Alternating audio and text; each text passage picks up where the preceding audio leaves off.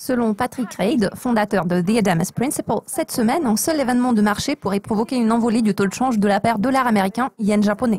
Restez avec nous pour en savoir plus.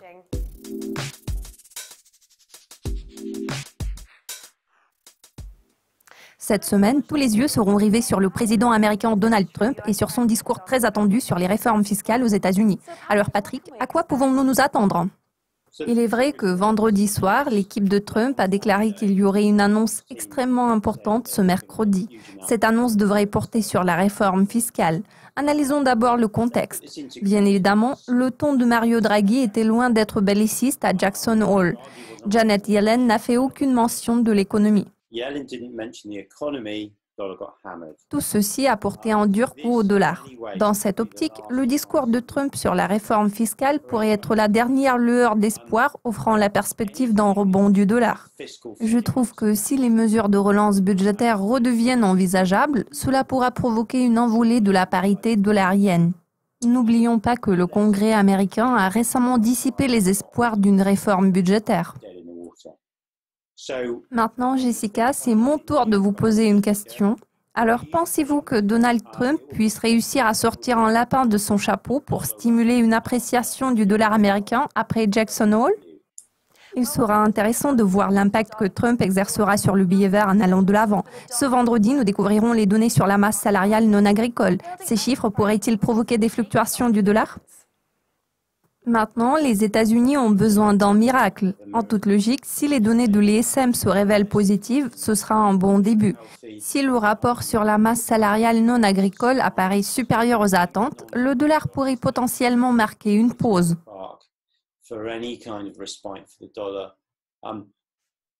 En revanche, si les données se révèlent conformes aux attentes ou décevantes, nous verrons sûrement des ventes massives sur le marché américain. Cela concerne notamment les obligations à 10 ans.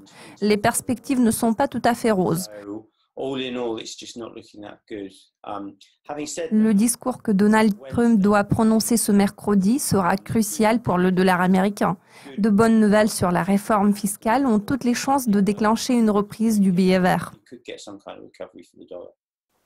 Nous avons récemment découvert une série de données positives émanant de la zone euro. Cette semaine, la zone euro doit publier son indice des prix à la consommation. Vous attendez-vous à des données optimistes?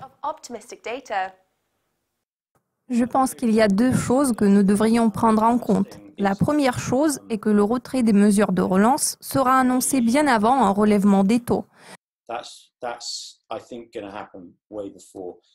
Je voudrais attirer votre attention sur le fait que les responsables de la Banque centrale européenne se montrent très prudents dans leur choix des mots.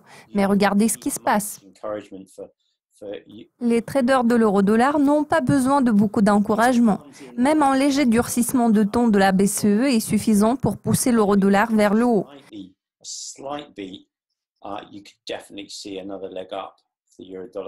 Les choses devraient tourner vraiment mal pour qu'il y ait un retournement de tendance.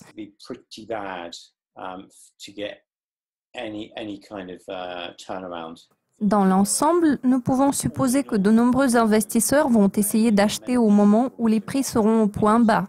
C'est ce qu'ils font indépendamment de la publication de données relatives à l'indice des prix à la consommation. Cependant, les données s'annoncent optimistes. C'est une sorte de tempête parfaite. Patrick, tous mes remerciements pour votre participation. Cela conclut notre aperçu des événements clés de la semaine. Nous vous présenterons bientôt une nouvelle édition du bilan de la semaine écoulée. À bientôt.